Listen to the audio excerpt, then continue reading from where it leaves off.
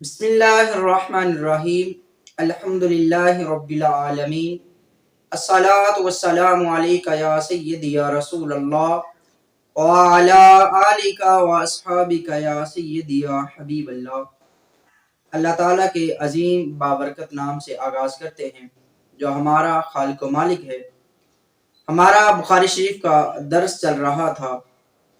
کل ہم نے بخاری شریف کی حدیث نمبر 7 اس کا حصہ اول پڑھنے کا شرف حاصل کیا تھا، جس میں یہ بیان کیا گیا تھا کہ شام کے اندر جو بادشاہ ہرقل تھا اس نے ابو سفیان بن حرب سے کریم آقا صلی اللہ علیہ وآلہ وسلم کے متعلق کچھ سوالات کیے اور ابو سفیان بن حرب نے ان کے جوابات دیے۔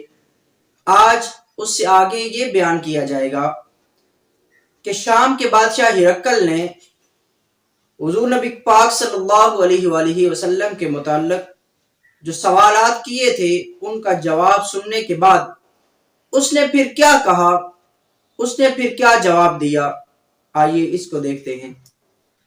فقال للترجمانہ کلہ سألتک عن نسبہ، بادشاہ ہرقل نے اپنے ترجمان سے کہا کہ تم ان سے کہو، یعنی ابو سفیان بن حرب سے کہو کہ میں نے تم سے پہلا سوال ان کے نسب کے متعلق کیا کہ ان کا نسب کیسا ہے۔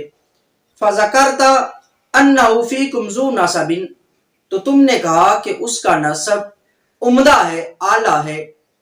فکذالک الرسل تبعث فی نسب قومہا، تو ہرقل نے کہا کہ بے شک جو رسول ہوتے ہیں وہ اپنی قوم میں اعلیٰ نسب میں تشریف لاتے ہیں۔ وَسَأَلْتُكَ هَلْ قَالَ أَحَدٌ مِّنْكُمْ هَٰذَا الْقَوْلَ، پھر بادشاہ نے کہا کہ میں نے تم سے یہ سوال کیا کہ اس سے پہلے کسی نے دعوی نبوت کیا ہے۔ فَذَكَرْتَ اللہ، تو تم نے کہا کہ نہیں، ایسا کسی نے نہیں کیا، یعنی آپ کے خاندان میں سے، حضور کے خاندان میں سے کسی نے بھی پہلے دعوی نبوت نہیں کیا۔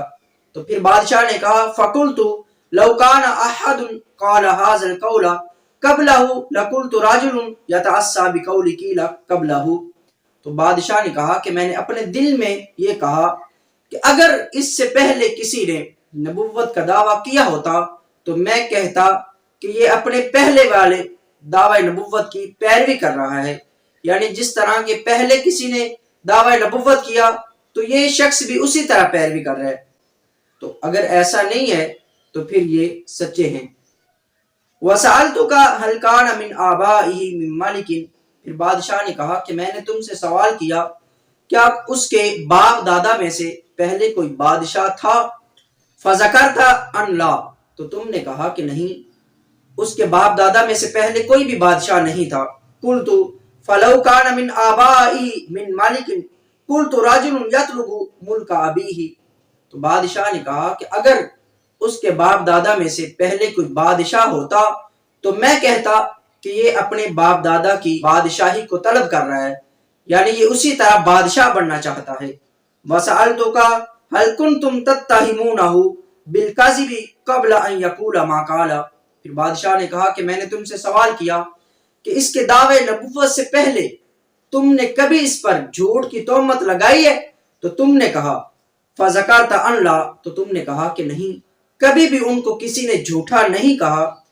فَقَدْ أَعْرِفُ أَنَّهُ لَمْ يَكُنْ لِيَظْهَرَ الْكَذِبَ عَلَى النَّاسِ، تو بادشاہ نے کہا کہ تحقیق میں نے جان لیا کہ جو شخص لوگوں پر جھوٹ نہیں باندھتا وہ اللہ پر جھوٹ کیسے باندھ سکتا ہے۔ وَسَأَلْتُكَ أَشْرَافُ النَّاسِ اتَّبَعُوهُ أَمْ ضُعَفَاؤُهُم، پھر بادشاہ نے کہا کہ میں نے تم سے سوال کیا کہ اس کی پیروی امراء کر رہے ہیں یا کمزور لوگ اس کی پیروی کر رہے ہیں۔ فَذَكَرْتَ أَنْ ضُعَفَاءَهُمُ اتَّبَعُوهُ، تو تم نے کہا کہ بلکہ اس کی پیروی کمزور لوگ کر رہے ہیں۔ وَهُمْ أَتْبَاعُ الرُّسُلِ، تو بادشاہ نے کہا کہ یقیناً رسولوں کی اتباع کمزور لوگ ہی کرتے ہیں۔ وَسَأَلْتُكَ أَيَزِيدُونَ أَمْ يَنْقُصُونَ، پھر بادشاہ نے کہا کہ میں نے تم سے سوال کیا کہ وہ بڑھ رہے ہیں یا کم ہو رہے ہیں، یعنی حضور کریم آقا صلی اللہ علیہ وآلہ وسلم کی اتباع کرنے والے لوگ زیادہ ہو رہے ہیں یا کم ہو رہے ہیں۔ فَذَكَرْتَ أَنَّهُمْ يَزِيدُونَ، تو تم نے کہا کہ وہ زیادہ ہو رہے ہیں۔ وَكَذَلِكَ أَمْرُ الْإِيمَانِ حَتَّى يَتِمَّ، تو بادشاہ نے کہا کہ اسی طرح ایمان کا معاملہ ہوتا ہے یہاں تک کہ وہ مکمل ہو جائے، یعنی لوگ بڑھتے رہتے ہیں، بڑھتے چلے جاتے ہیں یہاں تک کہ پوری دنیا میں اسلام پھیل جاتا ہے۔ وَسَأَلْتُكَ أَيَرْتَدُّ أَحَدٌ سَخْطَةً لِدِينِهِ بَعْدَ أَنْ يَدْخُلَ فِيهِ، پھر بادشاہ نے کہا کہ میں نے تم سے سوال کیا کہ ان کے دین میں داخل ہونے کے بعد دین کی سختی کی وجہ سے کوئی مرتد ہوا ہے یا نہیں ہوا؟ فَذَكَرْتَ اللَّهُ، تو تم نے کہا کہ نہیں، ایسا تو کبھی نہیں ہوا کہ ان کے دین میں کوئی داخل ہونے کے بعد کوئی مرتد ہو گیا ہو۔ وَكَذَلِكَ الْإِيمَانُ حِينَ تُخَالِطُ بَشَاشَتُهُ الْقُلُوبَ، تو بادشاہ نے کہا ایمان کا معاملہ اسی طرح ہوتا ہے کہ جب اس کی بشاشت دلوں میں رچ جاتی ہے، اس کی حلاوت، اس کی مٹھاس دلوں میں رچ جاتی ہے، تو پھر کوئی بھی اس دین سے مرتد نہیں ہوتا، پھر اس دین کو کوئی چھوڑتا نہیں ہے۔ وَسَأَلْتُكَ هَلْ يَقْدِرُ، پھر بادشاہ نے کہا کہ میں نے تم سے سوال کیا هَلْ يَقْدِرُ، کیا اس نے کبھی عہد شکنی کی ہے، وعدہ خلافی کی ہے؟ فَذَكَرْتَ اللَّهُ، تو تم نے کہا کہ نہیں، انہوں نے کبھی بھی عہد شکنی نہیں کی۔ وَكَذَلِكَ الرُّسُلُ لَا تَقْدِرُ، اور بادشاہ نے کہا اسی طرح رسول ہوتے ہیں کہ وہ عہد شکنی نہیں کرتے، وہ کسی کو دھوکہ نہیں دیتے، فریب نہیں کرتے۔ وَسَأَلْتُكَ بِمَا يَأْمُرُكُمْ، پھر میں نے تم سے سوال کیا کہ وہ تمہیں کس بات کا حکم دیتے ہیں؟ فَذَكَرْتَ أَنَّهُ يَأْمُرُكُمْ أَن تَعْبُدُوا اللَّهَ وَلَا تُشْرِكُوا بِهِ شَيْئًا وَيَنْهَاكُمْ عَنْ عِبَادَةِ الْأَوْثَانِ، پھر بادشاہ نے کہا کہ میں نے تم سے سوال کیا کہ وہ تمہیں کس بات کا حکم دیتے ہیں؟ تو تم نے کہا کہ وہ ہمیں حکم دیتے ہیں کہ اللہ وحدہ لا شریک کی عبادت کرو، اس کے ساتھ کسی کو شریک نہ ٹھہراؤ اور بتوں کی عبادت کرنا چھوڑ دو۔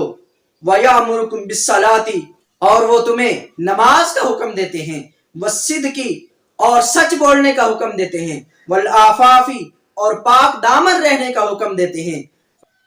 فَإِنْ كَانَ مَا تَقُولُ حَقًّا فَسَيَمْلِكُ مَوْضِعَ قَدَمَيَّ هَاتَيْنِ، پھر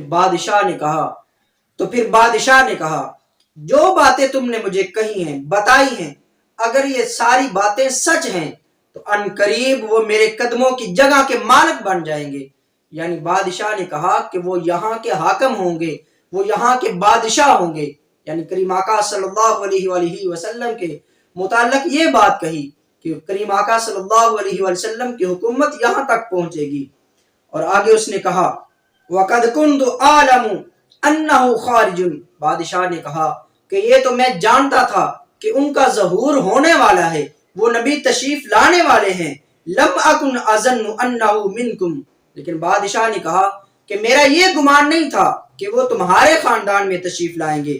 فَلَوْ أَنِّي أَعْلَمُ أَنِّي أَخْلُصُ إِلَيْهِ، پھر بادشاہ نے کہا کہ اگر مجھے یہ یقین ہو جائے کہ میں ان تک پہنچ سکوں گا، لا يتجشمت لقاءه، تو بادشاہ نے کہا کہ میں ضرور بالضرور ان کی ملاقات کے لیے مشقت اٹھاتا۔ ولو كنت عنده لغسلت عن قدميه، اور اگر میں ان کے پاس پہنچتا تو میں بالضرور ان کے قدموں کو دھوتا۔ ثم دعا بکتاب رسول اللہ صلی اللہ علیہ وآلہ وسلم الذي بعث فيه دحية الى عظیم بصرہ، پھر بادشاہ نے وہ خط منگوایا جو کریم آقا صلی اللہ علیہ وآلہ وسلم نے داہیہ کے ہاتھ میں بصرہ کے بادشاہ کی طرف بھیجا تھا۔ فدفعه الى ہرقل فقرأه، پھر اس خط کو ہرقل کے پاس لایا گیا اور اس نے پڑھنا شروع کر دیا۔ اس سے آگے کریم آقا صلی اللہ علیہ وآلہ وسلم کے اس خط کا ذکر ہے جو حضور نے بھیجا تھا۔ انشاءاللہ العزیز اس کو ہم کل پڑھیں گے۔ اللہ تعالیٰ سے دعا اللہ تعالیٰ ہمیں عمل کی توفیق عطا فرمائے۔ وآخر دعوانا ان الحمد للہ رب العالمین۔